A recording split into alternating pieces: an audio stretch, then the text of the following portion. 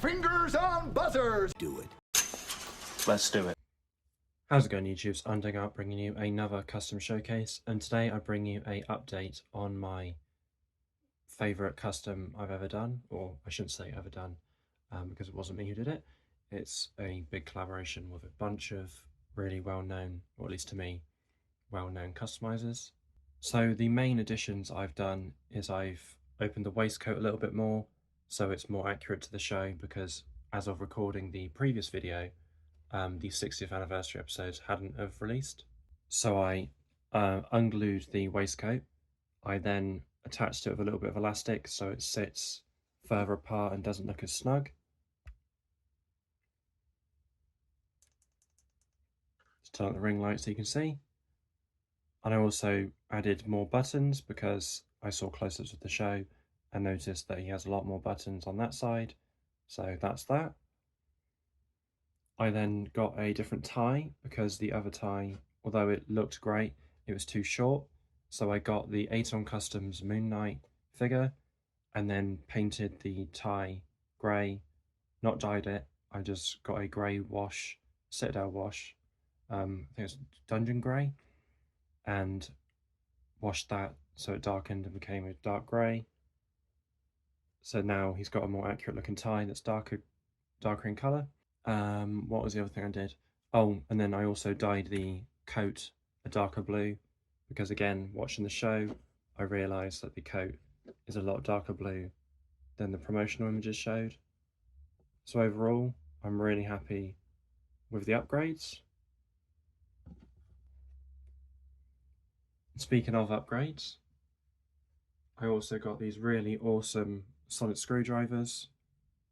I'm not going to use the pliers because I don't want to damage the paint. So this is his open sonic screwdriver. I do kind of wish the 15th Doctor carried on using this because it's such a cool design, and to only use it for 3 episodes is a bit of a shame. But this is printed by Toms_refurbishments on eBay and Instagram. I did initially message him asking if he could scale it up because this is intended for the 5-inch action figures by, is it Character, I think they're called? And he happily obliged, so big thank you to him. And here is the closed version in the Doctor's hand. There he is holding the sonic screwdriver, and that definitely completes the look of 14 from the 60th anniversary. But as well as that, I decided to give him some random accessories. So here is a data pad of some sort. It was in my fodder bin, I don't know where it's from. So that's that. I also made him a machine that goes ding, which is again a bunch of fodder parts. It's a Vader chest box, a bit of a lightsaber hilt, a random bit of plastic I found, and another random bit of plastic I found with a loop, because why not? And then painted to look just like a control panel. I don't know what he'd use this for, but it's up to my imagination, really.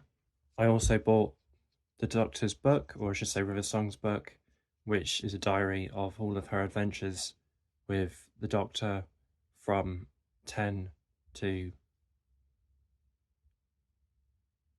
why have I forgotten what number Peter Capaldi is? 12?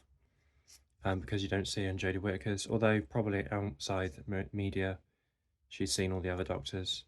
So yeah, this is that. And the cool thing is, it's not just symmetrical pages. I found this on Etsy and it's incredibly cool. Like, the pages are actually different. And there's a picture of the TARDIS. And there's some writing with a sonic screwdriver. Picture of the 10th Doctor's TARDIS.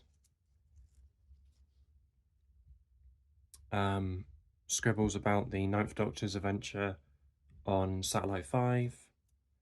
God, I sound like a right nerd. The Autons from the first episode, Rose. Gallifrey. And then Daleks and the Dalek Emperor. So this is very, very cool, and it basically is the right size for a 1/12 scale book, which is very, very cool. And lastly, I just want to show you the very quick accessory I made, which is something I'm way too proud of, even though it's the most basic thing possible.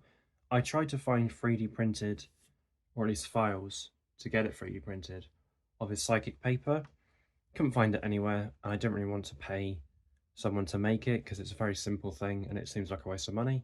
So what I did was just get a piece of cardboard, a piece of card, a piece of black card, and a piece of white card, and glued it together. And that is a very quick and basic psychic paper. As you can see, if you know the show, I think that looks pretty much spot on to what it's supposed to look like. And as well as that, I just want to show you what he looks like with his coat off. Because of the episode, which I'm forgetting what it's called, Wild Blue Yonder, you don't see him with his coat on at all until the end of the show. I noticed his sleeves are rolled up, and initially my figure didn't have sleeves rolled up, so what I did was rolled up the sleeves and glued them at the elbow. Sorry, glued them up here, so they can still move. It's just they can't fold back down because that's inaccurate to the figure, the character, I mean. So yeah, really, really happy with this. And I'm really happy with the upgrades I've done.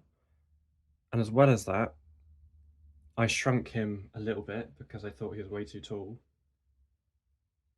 So here he is with a Mezco blade. So he is still taller, but that's because David Tennant is tall. And here he is with a Mezco Daredevil.